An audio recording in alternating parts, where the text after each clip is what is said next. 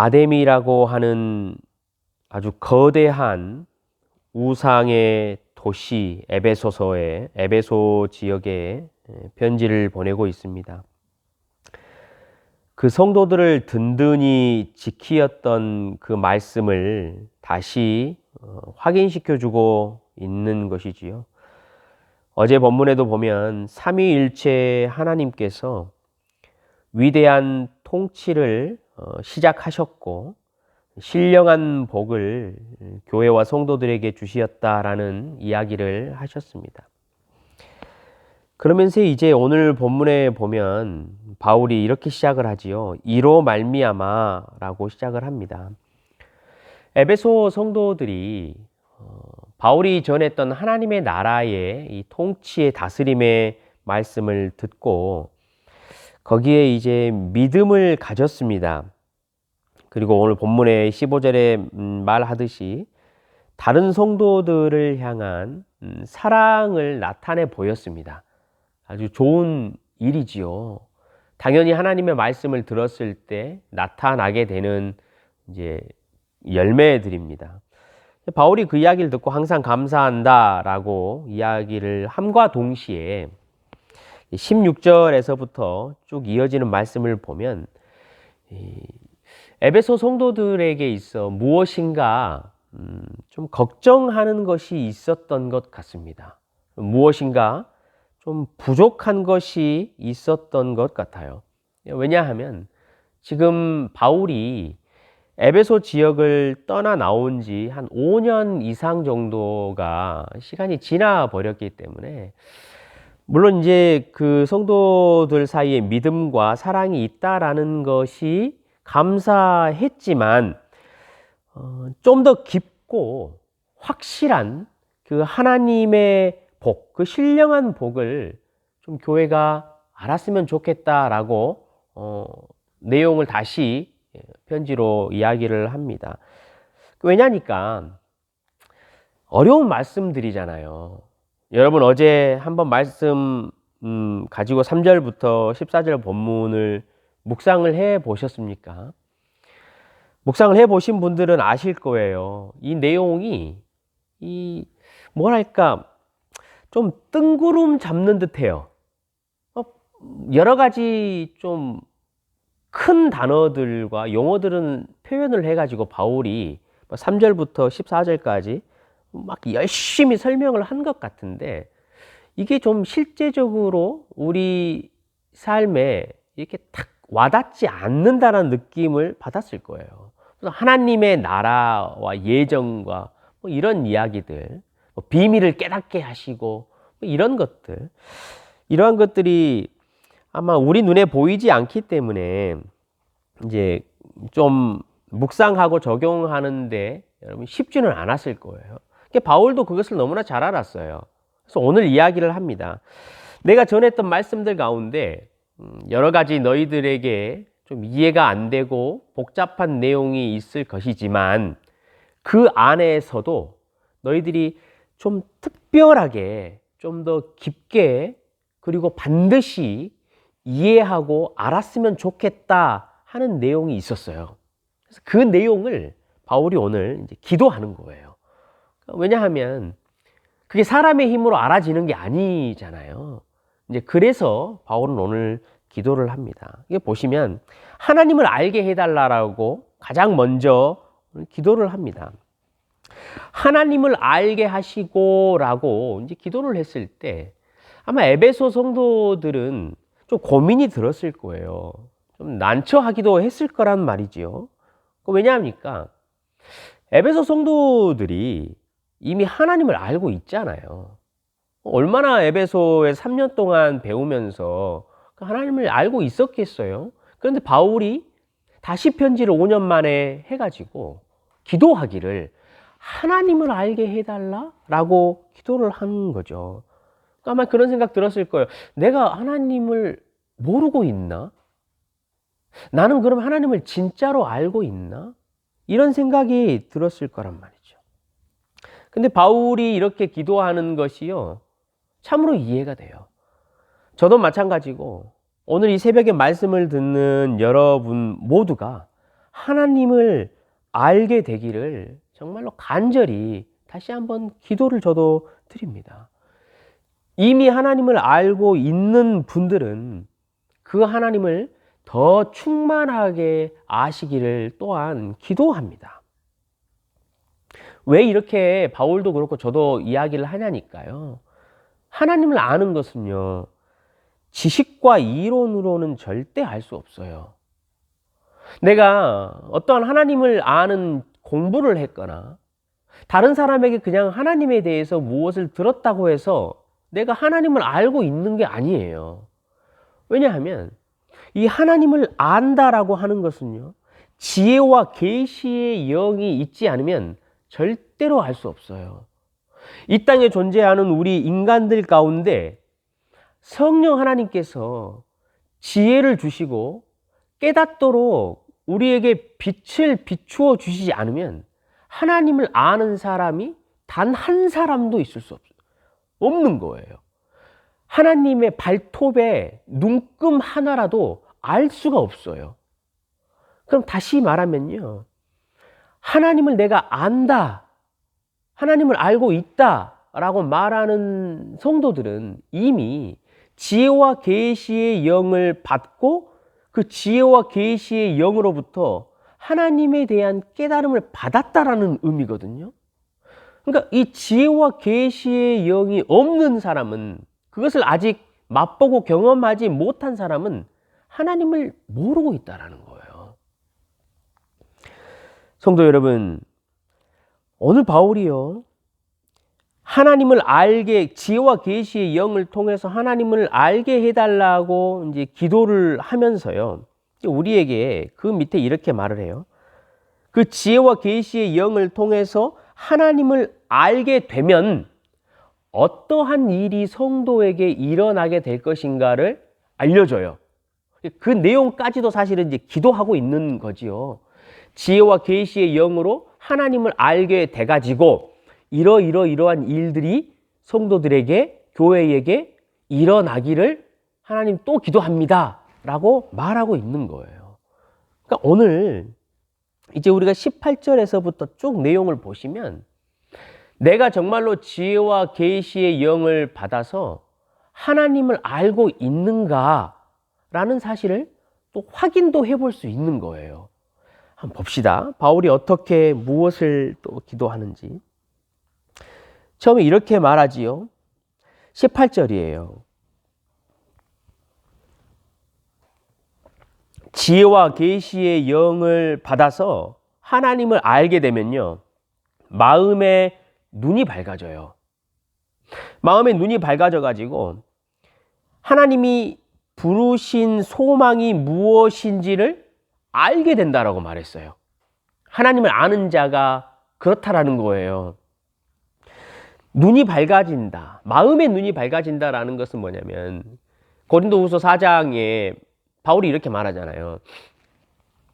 어두운데 빛이 있으라고 말씀하셨던 그 하나님이 예수 그리스도의 얼굴에 있는 하나님의 영광을 아는 빛을 우리 마음 가운데 비추었다라는 거예요.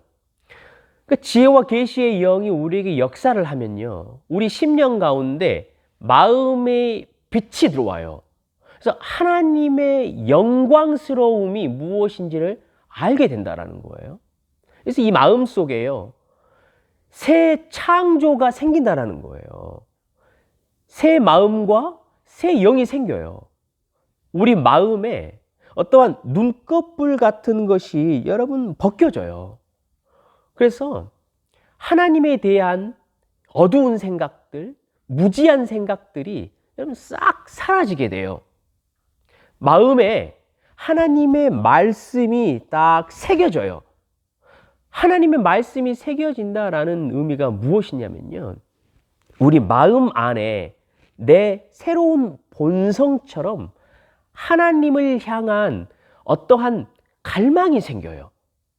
그전에는 하나님에 대한 생각, 하나님에 대한 이 추구하고 갈망하는 것이 없었어요. 세상을 추구하고 내 즐거움과 정욕과 욕심을 추구했던 갈망이 많이 있었거든요. 근데 이제 마음속에 하나님의 말씀이 딱 새겨지니까 그 하나님이 어떠신 분인지 새로운 관심이 생겨요. 그래서 저분이 어떤 분일까? 저분이 뭐 하시는 분일까? 라고 알고 싶어져요. 그래서 하나님의 말씀을 펴게 돼요.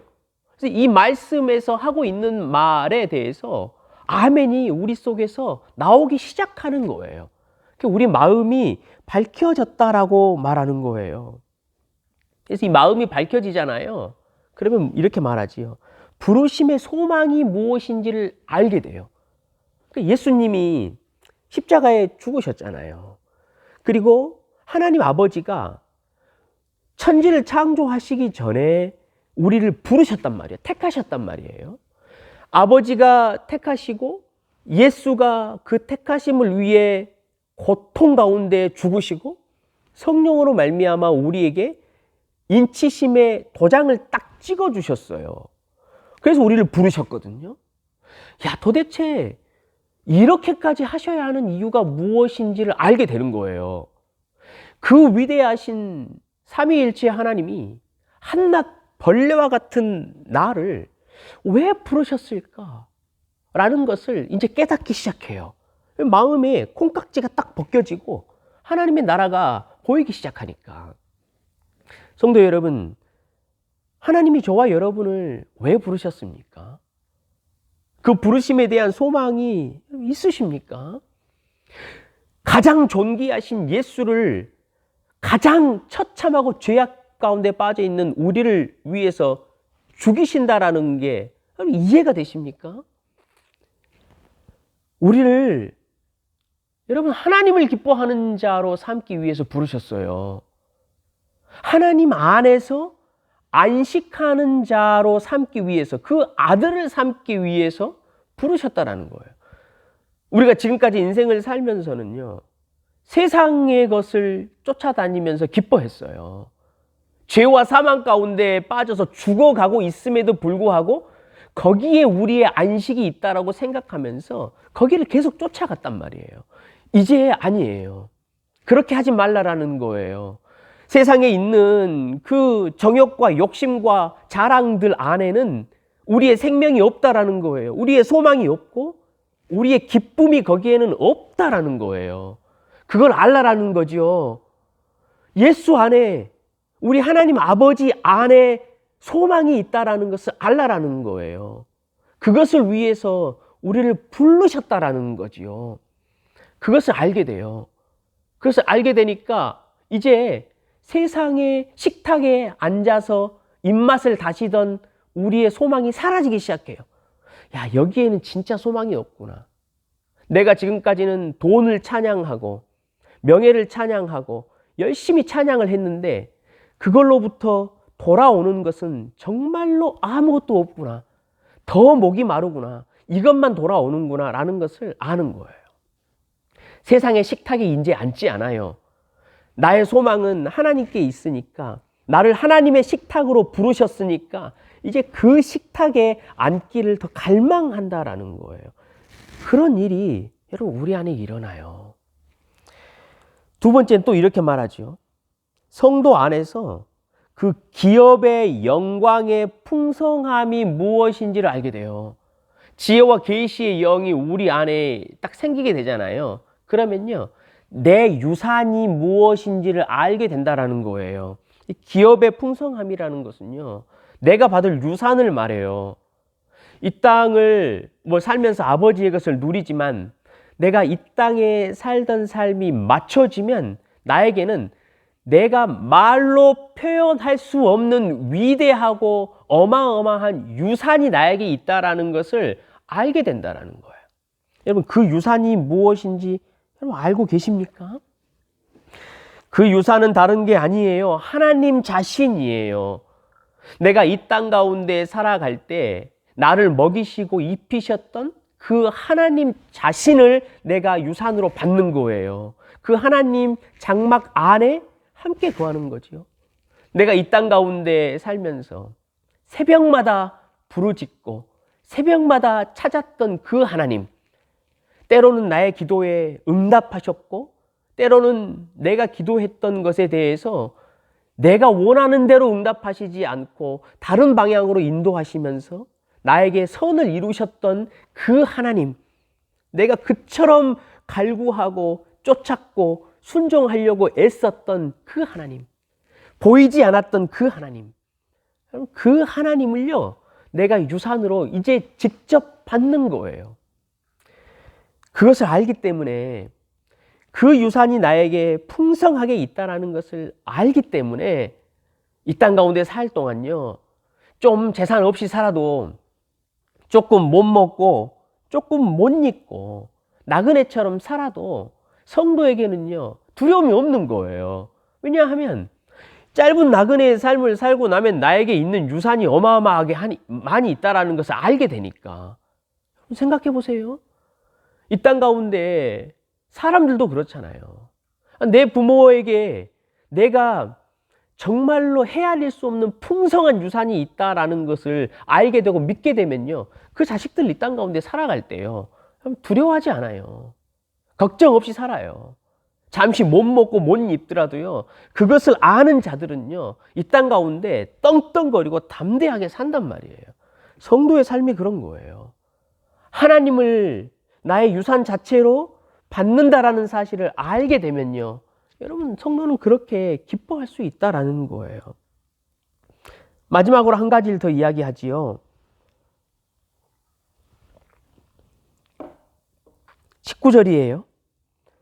그의 힘의 위력으로 역사하심을 따라 믿는 우리에게 베푸신 능력의 지극히 크심이 어떠한 것인지를 알게 해달라고 기도를 하는 거예요. 그 지혜와 계시의 영으로 우리가 하나님을 알게 되잖아요. 그러면 그 하나님이 베푸신 믿는 자들에게 주시는 그 능력이 얼마나 큰지를 알게 된다라는 거예요. 여러분 봐보세요. 우리를 부르신 것은 하나님이 교회와 성도에게 일을 시작하신 시작이잖아요. 그리고 두 번째 거는 뭐였죠? 우리에게 유산을 준다라는 거잖아요. 그러니까 이것은 성도가 이 땅의 삶을 마칠 때 마지막에 주시는 거예요. 이 능력이라는 것은 그럼 여러분 뭐겠어요? 하나님이 교회와 성도에게 이 땅에서 부르심을 시작해가지고 이 땅의 삶을 마치고 영원한 유산을 받으러 가기 그 과정, 모든 과정을 우리 하나님께서 지극히 크신 능력으로 철저하게 보호하신다라는 거예요. 그러니까 성도의 시작과 성도의 삶의 과정과 성도의 마지막 끝나는 이 모든 것을 하나님이 능력으로 지키시고 보호하신다라는 것을 말씀하는 거거든요. 이 능력이 어떤 능력인지를 여러분 이제 보셔야 해요. 자, 20절 그 이후부터 이야기하는 거예요. 우리를 지키시는 능력이 도대체 어떤 능력이냐고요. 성도의 삶의 과정 가운데. 그렇게 말하잖아요. 그의 능력이 그리스도 안에서 역사했대요. 그러니까 예수님이 죽으시고 부활하셨다는 그 능력이 하나님이 보여주신 능력이에요. 그거를 교회와 성도에게 주신다라는 거예요. 하늘에서 자기 우편에 앉히셨대요. 하나님이 그 능력을 보이신 거예요. 그것을 교회와 성도에게 주신대요. 성도의 신앙의 여정의 과정 가운데 그 능력으로 지키시고 보호하시겠다라는 거예요. 21절도 보세요. 모든 통치와 권세와 능력과 주권과 이 세상뿐 아니라 오는 세상에 일컫는 모든 이름 위에 뛰어나게 하셨대요. 하나님이 예수님은 그렇게 하셨대요. 모든 악한 존재와 악한 영적인 세력이 되었던 세상에 무엇이 되었던 권위와 권세라고 가지고 있는 그 무엇이 됐든지 그것 위에 뛰어나게 하셨다라는 거예요. 하나님이 예수를 그렇게 하셨거든요. 그러면 그렇게 하셨던 하나님의 능력이요, 교회와 성도에게 그대로 주어진다라는 거예요. 그래서 그렇게 말씀하시지요. 22절, 23절 여러분 말씀을 이걸 좀 잘 여러분이 들어보세요. 해석을 잘 해야 되는데 이렇게 돼 있어요. 또 만물을 그의 발 아래에 복종하게 하시고 그를 만물 위에 교회의 머리로 삼으셨느니라 라고 말해요. 다시 말하면 하나님이 예수 그리스도를 만물 위에 머리로 삼으셨어요. 그만큼 권세와 능력을 주셨다라는 거죠. 근데 만물의 머리로 주셨던 이 예수 그리스도를 특별히 교회의 머리로 세우셨다라는 거예요.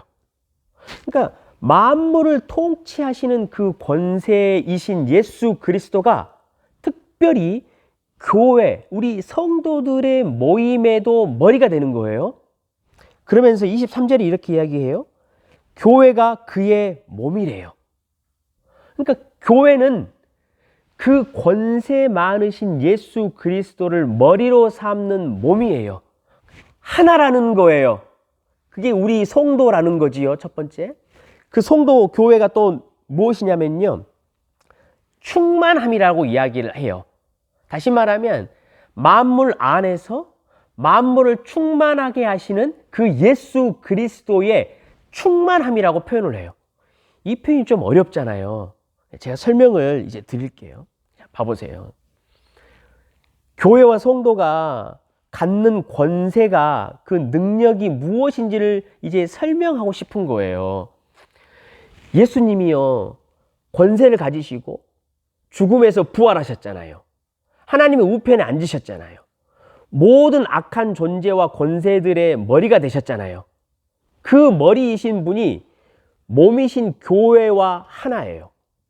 이렇게 됐어요.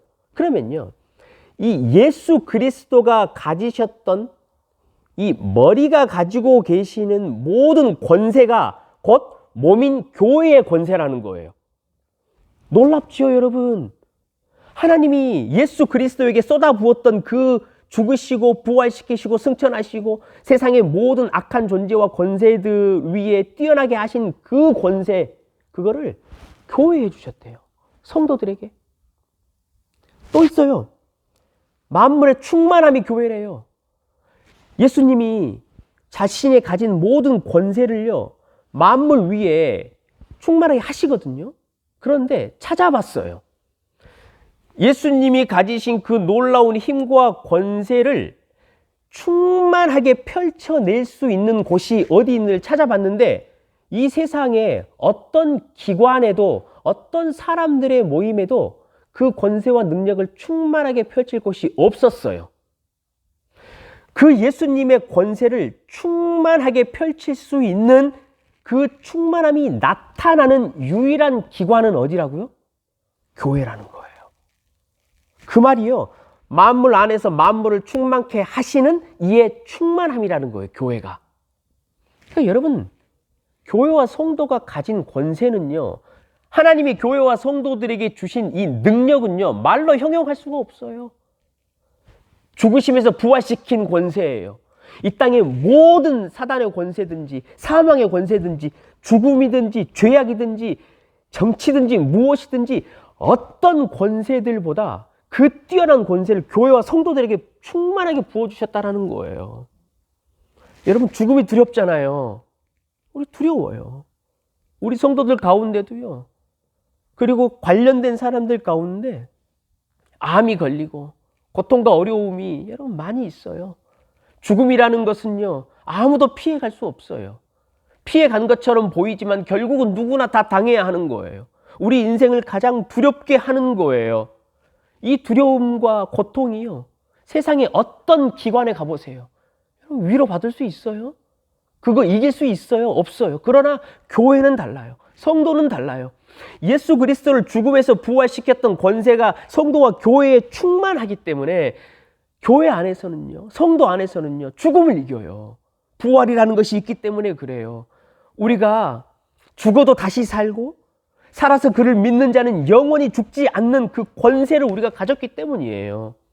그 어떤 것도요, 교회와 성도를 죽음으로 두렵게 할 수는 없어요. 왜냐하면 예수님이 죽으시고 부활하셨기 때문에 그래요. 그 예수님을 살리셨던 하나님의 권세와 능력이 교회와 성도들에게 있기 때문이에요. 그건 우리가 주신 약속이에요. 그래서 우리가 믿음으로 성취하고 누리는 거예요. 여러분, 그뿐만이 아니에요.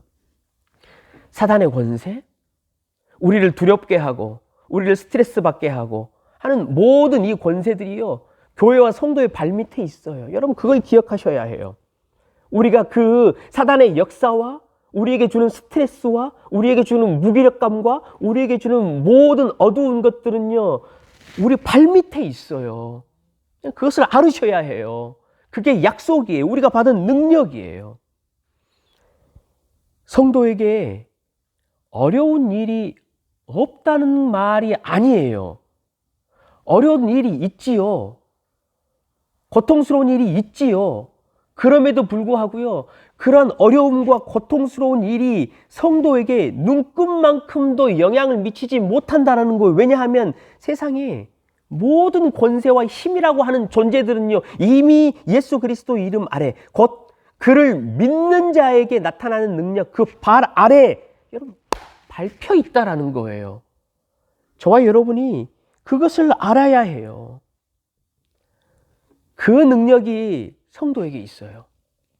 지혜와 계시의 영이 성도에게 임하잖아요. 그래서 우리가 진짜 하나님을 알게 되잖아요. 이것들을 우리가 그래서 믿음으로 그렇게 이제는 누리는 거예요. 성도 여러분, 하나님을 아는 것, 그리고 하나님께서 우리에게 주신 신령한 복, 이거요, 뜬구름 잡는 거 아니에요. 우리가 그냥 이론으로만 알고 있는 거 아니에요, 여러분. 이것은 하나님의 철저한 약속이에요. 이것은 성도의 삶에서 실제적으로 누릴 수 있는 복이고 실제적으로 경험하라고 주신 거예요. 하늘에서 만나를 내려주셔가지고 그 만나를 가지고 여러 가지 요리를 해서 그것을 먹고 그 하루의 광야의 길을 걸어갔던 이스라엘 백성들에게처럼 하나님을 아는 것, 그것은요, 우리에게 실제예요. 경험이고 진짜로 맛보는 거예요. 사랑하는 성도 여러분, 기도하십시오. 하나님, 나에게 지혜와 계시의 영을 주십시오. 그래서 하나님을 알게 하셔서 도대체 나를 부르신 소망이 무엇인지, 그리고 내가 받게 될 유산이 얼마나 풍성한 것인지, 그리고 이 땅 가운데 성도로 살아가면서 나에게 어떤 능력이 주어졌는지 그것들을 오늘 실제로 맛볼 수 있게 해주십시오라고 여러분 그렇게 기도하시는 든든히 사자같이 오늘 하루를 담대히 살아가신 성도님 되시기를 주님의 이름으로 다시 한번 축원합니다. 하나님, 우리에게 우리 선한청지기 교회 위에 지혜와 계시의 영을 허락하여 주시옵소서. 한 사람도 빼먹지 않고 하나님을 알게 하시고 그 하나님을 알게 된 자는 더 깊이 충만하게 하나님을 알게 하셔서 우리가 가진 권세와 능력이 어떤 것인지, 우리에게 주실 마지막의 유업이 어떤 것인지, 우리를 왜 부르셨는지 그것들을 오늘 실제적으로 맛보고 경험할 수 있는 은혜를 허락하여 주시옵소서. 감사드리며 예수 그리스도 이름으로 기도드리옵나이다.